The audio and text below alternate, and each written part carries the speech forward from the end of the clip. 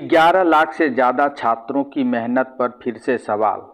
परीक्षा हुई रद्द और अब नियमों में हो रहा है बड़ा बदलाव। आखिर क्या हो रहा है बिहार और बीपीएससी में? क्या ये सुधार है या छात्रों के साथ अन्याय?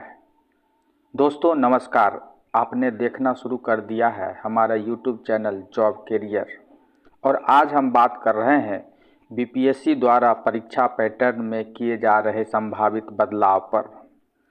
दोस्तों, अप्रैल माह में हुई एईडीओ परीक्षा में गड़बड़ी की शिकायत के बाद बीपीएससी ने बड़ा फैसला लेते हुए परीक्षा को रद्द कर दिया है। लेकिन मामला यहीं खत्म नहीं हुआ है। अब बीपीएससी अपनी पूरी परीक्षा प्रणाली में बदलाव करने जा रही है। नई व्यवस्था के तहत अब एईडीओ और शिक्षक भर्ती जैसी परीक्षाओं में सिर्फ एक नहीं बल्कि 2 चरणों में परीक्षा होगी, यानी पहले पीटी और फिर मेंस।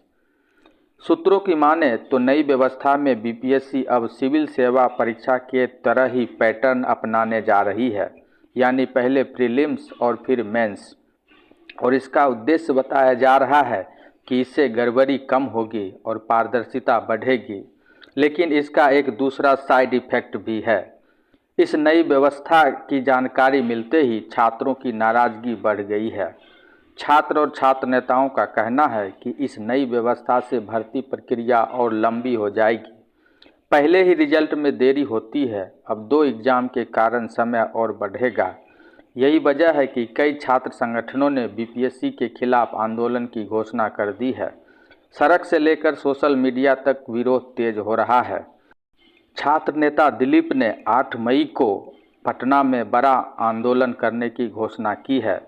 उन्होंने बीपीएससी से TRE-4 का विज्ञापन जल्द जारी करने की मांग की है। इसके साथ ही उन्होंने पुराने पैटर्न पर ही परीक्षा कराने की मांग की है। इन छात्र नेताओं का आरोप है कि बीपीएससी ने जिस कंपनी से एईडीओ की परीक्षा करवाई वो पहले से ही ब्लैक लिस्टेड थी और उसी कंपनी के जरिए परीक्षा में भारी गड़बड़ी हुई।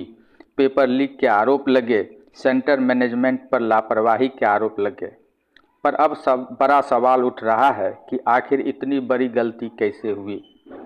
वहीं नई व्यवस्था की घोषणा के बाद टकराव की स्थिति हो गई है।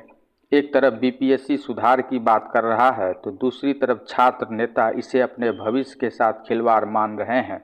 ऐसे में बीपीएससी और छात्रों के बीच टकराव की आशंका लगातार बढ़ती जा रही है।